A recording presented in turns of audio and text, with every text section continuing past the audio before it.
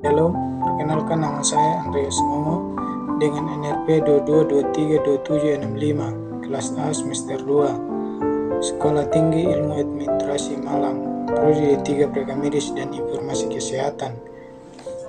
Di sini saya menjelaskan tugas anatomi dan fisiologi perencanaan oral cavity atau cavum oris oleh dosen pengampu Hendrik Didiarto Skepners MPD. Di sini saya menjelaskan definisi.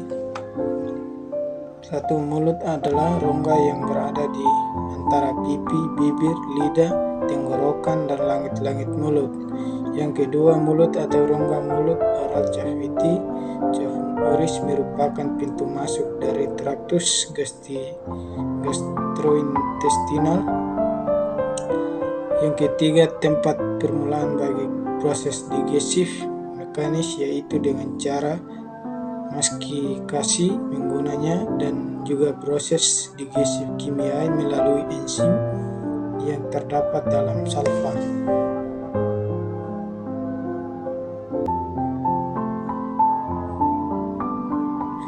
Selanjutnya, fungsi mulut. Mulut mempunyai fungsi, yaitu yang pertama jalur bagi keluar masuknya udara, yang kedua menjadi gerbang utama bagi makanan atau minuman untuk masuk ke dalam tubuh, yang ketiga berperan penting dalam menunjang aktivitas berbicara. C. Batas-batas mulut, yaitu yang pertama bagian depan rongga mulut oral cavity dibatasi oleh bibir, yang kedua bagian atas dibatasi platum rom hingga platum mole. Atap mulut dibentuk oleh platum lidah yang terletak di antaranya serta terkait pada tulang hidroid. Platum rom keras adalah membran mukosa yang melekat pada jaringan tulang. Platum lunak mole mempunyai pusat otot, rangka, dan banyak kelenjar mukosa pada lapisan submukosanya.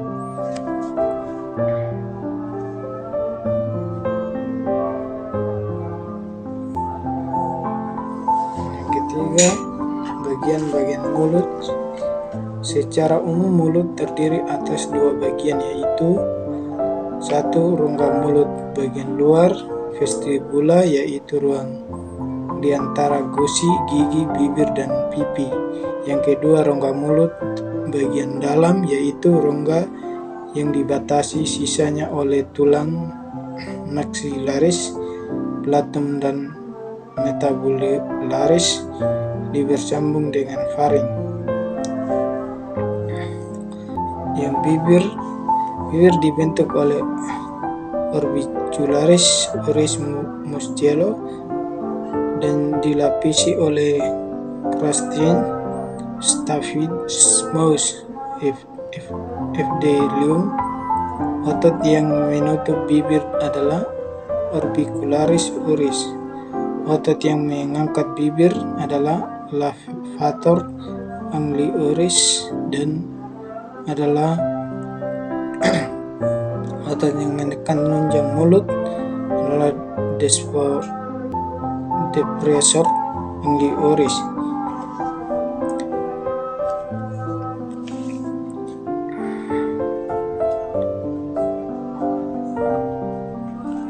Halnya bibir membentuk dalam proses berbicara, mengisap, dan menjaga makanan tetap berada dalam mulut.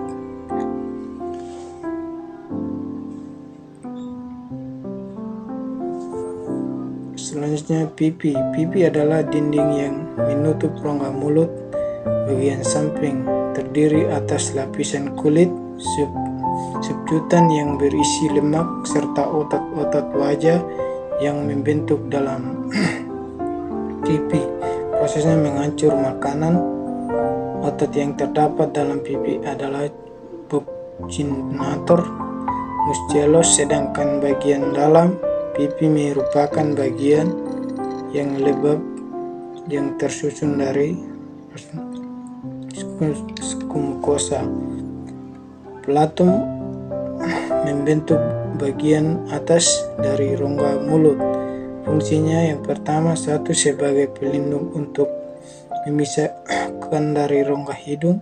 Yang kedua, memperjelaskan ucapan kita, juga memperkuat melekat gigi tiruan.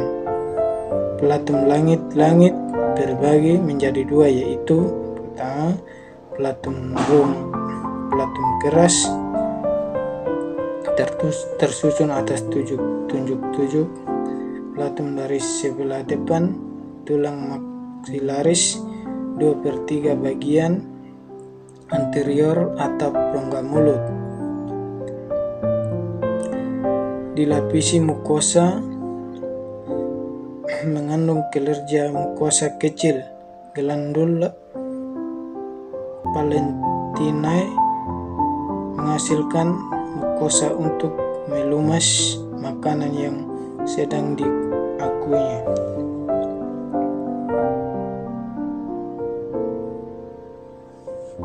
Oke, selanjutnya yang kedua, pelatum lunak terletak di belakang yang merupakan lipatan yang menggantung dan dapat bergerak, terdiri dari jaringan fibrosa dan selaput lendir. 1/3 bagian posterior berperan dalam proses menelan saat bergabung dengan dinding posterior paring yang menutup bagian jalan makanan dari saluran napas bagian atas. Selanjutnya gigi makanan akan dihancurkan oleh gigi yang berjumlah 32 buah, 16 buah pada setiap rahang. Terdapat 4 jenis gigi, yaitu incisivus dan incisif, disebut juga dengan gigi seri. Letak gigi ini ada di bagian depan. Fungsi gigi seri adalah untuk memotong atau mengiris makanan. Sejumlah gigi seri pada anak-anak dan orang dewasa dalam setiap rahang adalah 8 gigi, 4 buah di atas, 4 buah di bawah.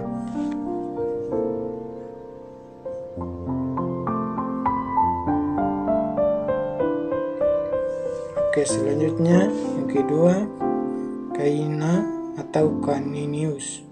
Gigi ini disebut juga dengan gigi taring. Ini mempunyai permukaan atau berunjang tajam, letak di sudut mulut atau berbentuk runcing. Fungsi gigi taring adalah untuk merobek makanan. Jumlah gigi kainan atau caninus atau gigi taring pada anak-anak dan orang dewasa dalam setiap rahang adalah 4 gigi, 2 buah di atas dan 2 buah di bawah.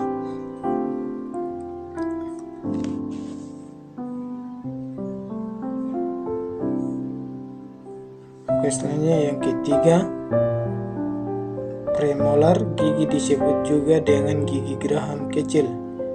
Letaknya di belakang gigi taring. Fungsi gigi premolar taring geraham kecil adalah untuk merobek dan membantu menggunanya atau menggiling makanan. Jumlahnya gigi premolar pada orang dewasa sebanyak 8 gigi, 4 buah di atas, 4 buah di bawah. Sedangkan untuk anak-anak tidak mempunyai gigi premolar. Yang keempat, molar gigi. Ini disebut juga gigi geraham besar. Letaknya di belakang premolar. Fungsi gigi molar atau geraham besar adalah untuk mengguna dan menggiling makanan. Jumlah gigi molar pada orang dewasa sebanyak 12 gigi, 6 buah di atas, 6 buah di bawah. Tapi kadangkala gigi molar tidak bisa saja tidak tumbuh. Seringkali juga ditemui gigi molar. hingga tumbuh miring, sehingga sering menimbulkan keluhan dan harus dicabut dengan jalan operasi. Sedangkan jumlah gigi rahang pada anak-anak sejumlah 8 gigi.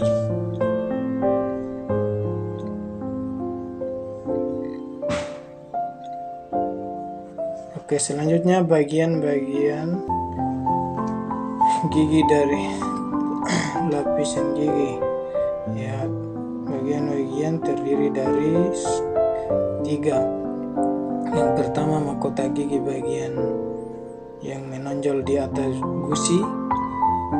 Yang kedua, akar gigi bagian gigi yang tertanam dalam tulang rahang.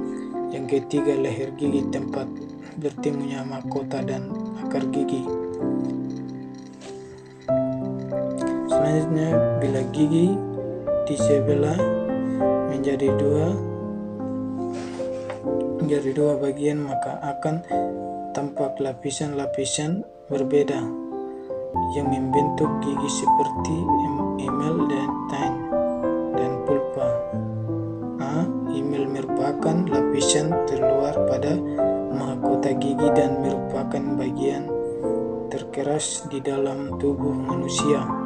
Yang B, dentin terletak di dentin adalah bagian yang terbesar dari seluruh gigi namun lebih lunak daripada emel. Terdiri dari air 13,2%, bahkan organik 17%.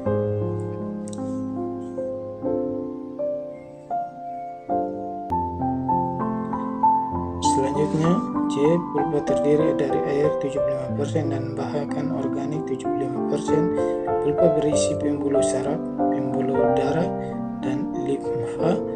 Tugasnya dari pulpa adalah mengatur nutrisi atau makanan agar gigi tetap hidup, menerima rangsang, membentuk dentin baru bila ada rangsangan panas, kimia, tekanan, atau bakteri yang dikenal dengan dentin sekunder.